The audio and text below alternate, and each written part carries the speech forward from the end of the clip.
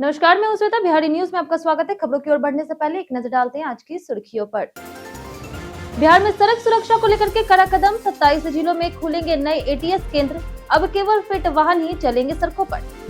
मखाना निर्यात ने बनाया नया रिकॉर्ड। 6 महीनों में 120 मीट्रिक टन हुआ निर्यात। इरेडिएशन सेंटर से चीन रवाना हुई 5 टन मखाना खेप। बिहार का खाद्य आपूर्ति विभाग सोशल मीडिया पर करेगा बड़ी डिजिटल पहल। जनता से मिलेगा सीधे फीडबैक, शिकायतों का होगा त्वरित समाधान। बिहार के 6000 स्कूलों में शुरू होंगे 12000 नए स्मार्ट क्लास। 25 लाख छात्रों को मिलेगा डिजिटल शिक्षा का लाभ। प्रत्येक स्मार्ट क्लास पर खर्च होंगे 1.20 लाख रुपए। सुपर 8 में प्री सीडिंग विवाद पर बोले सुनील गावस्कर। टूर्नामेंट से पहले उठने चाहिए थे सवाल। आईसीसी के फैसले का किया समर्थन। चलिए एक नजर डालते हैं शाम तक की बड़ी खबरों की ओर विस्तार से। बिहार के अल्पसंख्यक कल्याण विभाग में होगी 1076 पदों पर बहाली। बिहार में अल्पसंख्यक सशक्तिकरण के तहत 1076 पदों पर बहाली प्रक्रिया शुरू की गई है। अल्पसंख्यक कल्याण मंत्री मोहम्मद जमा खान ने बताया कि जिला और प्रखंड स्तर के पदों सहित लिपिक और छात्रावास प्रबंधक पदों के लिए अनुशंसा बिहार लोक सेवा आयोग, बिहार राज्य कर्मचारी चयन आयोग को भेजी गई है। सरकार मदरसों के आधुनिकीकरण, स्मार्ट क्लास, छात्रावास संचालन और कब्रिस्तान घेराबंदी पर भी काम कर रही। साथ ही नए अल्पसंख्यक विद्यालय खोले जाएंगे। सरकार का दावा है कि इन कदमों से शिक्षा, रोजगार और सामाजिक सुरक्षा को मजबूती मिलेगी। बिहार में 27 जिलों में खुलेंगे नए एटीएस केंद्र। बिहार सरकार ने अनफिट वाहनों पर रोक के लिए 27 जिलों में नए ऑटोमेटेड टेस्टिंग स्टेशन यानी कि एटीएस खोलने का फैसला किया। बिहार परिवहन विभाग के अनुसार इन केंद्रों पर ब्रेक, स्टीयरिंग, सस्पेंशन, धुआं उत्सर्जन समेत 30 से अधिक सुरक्षा मानकों की मशीन आधारित जांच होगी। फिलहाल राज्य में 8 एटीएस संचालित है, लेकिन कुछ केंद्रों की कार्यप्रणाली पर सवाल उठे। विभाग ने पारदर्शिता बढ़ाने और सड़क हादसों में कमी लाने के लिए नए केंद्रों के साथ मौजूदा एटीएस की विशेष ऑडिट का भी संकेत दिया, ताकि केवल फिट वाहन ही सड़कों पर चल सके। 6 महीनों में मखाना निर्यात ने बनाया नया रिकॉर्ड। बिहार में मखाना विकास बोर्ड की घोषणा और एपीडा का कार्यालय खुलने से मखाना निर्यात को नई गति मिली। पिछले 6 महीनों में चीन, न्यूजीलैंड, कनाडा, अमेरिका और अरब देशों को 120 मीट्रिक टन मखाना भेजा गया, जो अब तक का सर्वाधिक निर्यात है। पहले मखाना ड्राई फ्रूट्स श्रेणी में निर्यात होता था, लेकिन अब इससे अलग एचएस कोड मिलने से पहचान और बढ़ी है। हाल ही में इरेडिएशन सेंटर से 5 टन मखाना चीन रवाना किया गया। कृषि मंत्री रामकृपाल यादव ने खेप को हरी झंडी दिखाई। सुखाड़ क्षेत्रों के लिए धान की 2 नई किस्में होगी विकसित। भारतीय कृषि अनुसंधान संस्थान पूर्वी परिसर ने धान की 2 नई किस्में स्वर्ण पूर्वी 4 और पूर्वी 5 विकसित की है, जिन्हें केंद्र सरकार ने अधिसूचित किया। डॉक्टर संतोष कुमार के 5 वर्षों के शोध से विकसित ये प्रजातियां कंपानी में 20 से 22 क्विंटल प्रति एकड़ उत्पादन देती है और सुखाड़ क्षेत्रों के लिए उपयुक्त है। इनमें जिंक और आयरन प्रचुर मात्रा में है, जिससे पौष्टिकता बढ़ती है। निदेशक डॉक्टर अनूप दास ने बताया कि संस्थान ने अब तक जलवायु अनुकूल कई फसल किस्में विकसित की है। 26वां स्थापना दिवस पर किसानों और वैज्ञानिकों को सम्मानित किया जाएगा। बिहार खाद्य आपूर्ति विभाग करेगा सोशल मीडिया से प्रचार। बिहार का खाद्य आपूर्ति विभाग अपनी योजनाओं के प्रचार प्रसार के लिए सोशल मीडिया का उपयोग करेगा। इसके लिए एक पेशेवर सोशल मीडिया एजेंसी का चयन किया जाएगा और इच्छुक कंपनियां प्रस्ताव मांगे गए हैं। विभाग की विभिन्न योजनाओं और उनकी प्रक्रियाओं में समय समय पर होने वाले बदलाव की जानकारी आम जन तक डिजिटल माध्यम से पहुंचाई जाएगी। सोशल मीडिया प्लेटफॉर्म के जरिए लोगों से सीधे फीडबैक लेना, शिकायतों की पहचान करना और उनके त्वरित समाधान की दिशा में कदम उठाना आसान होगा। इससे पारदर्शिता, जवाबदेही और जनसंपर्क में सुधार की उम्मीद है। गन्ना रकबा बढ़ा करके रोजगार सृजन पर सरकार का फोकस। बिहार में चीनी उद्योग के विकास को लेकर के सरकार ने कमर कस ली है। 7 निश्चय 3 के तहत 9 बंद चीनी मिलों को चालू करने और 25 नई मिलें स्थापित करने का लक्ष्य तय किया गया।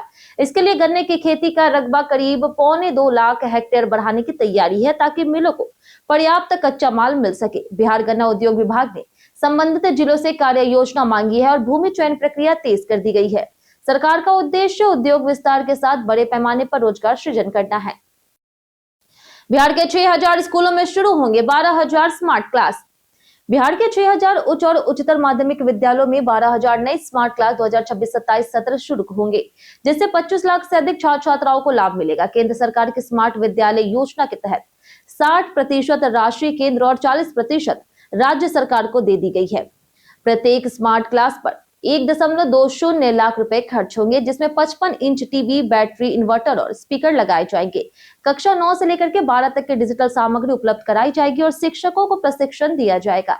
इससे पढ़ाई रोचक, प्रभावी और तकनीकी रूप से सशक्त बनेगी। 82 IAS अधिकारी करेंगे जनगणना की मॉनिटरिंग।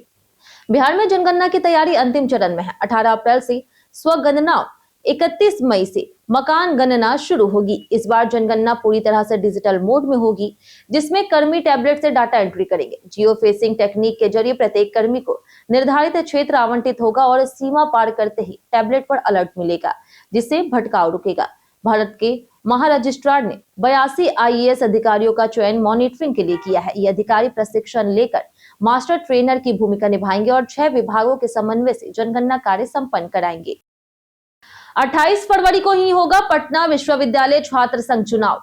पटना विश्वविद्यालय में छात्र संघ चुनाव को लेकर के सियासी पारा चरम पर पहुंच गया, जब प्रशासन ने 2025-26 सत्र का चुनाव अचानक स्थगित कर दिया।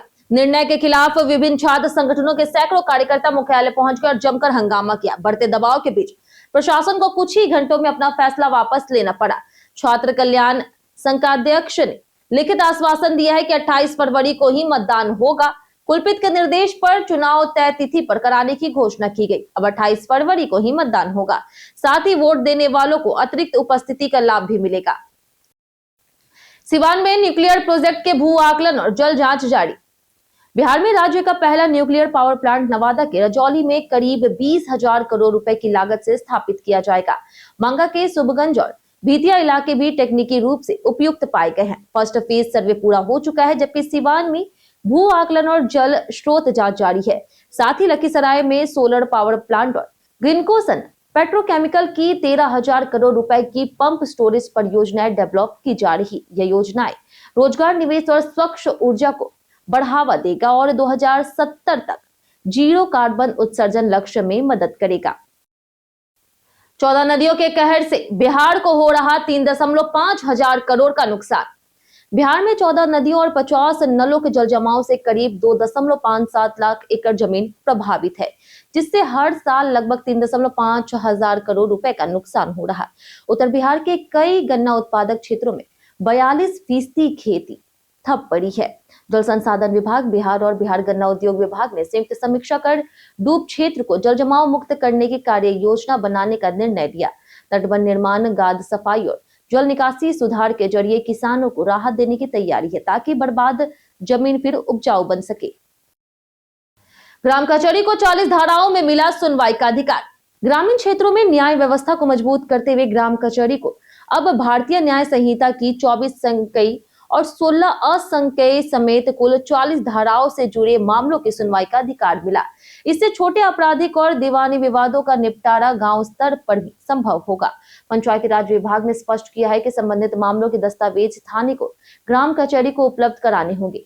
नाबालिगों से जुड़े मामलों में विशेष संवेदनशीलता बरती जाएगी। डिजिटल साक्ष्यों के उपयोग पर भी जोर दिया गया।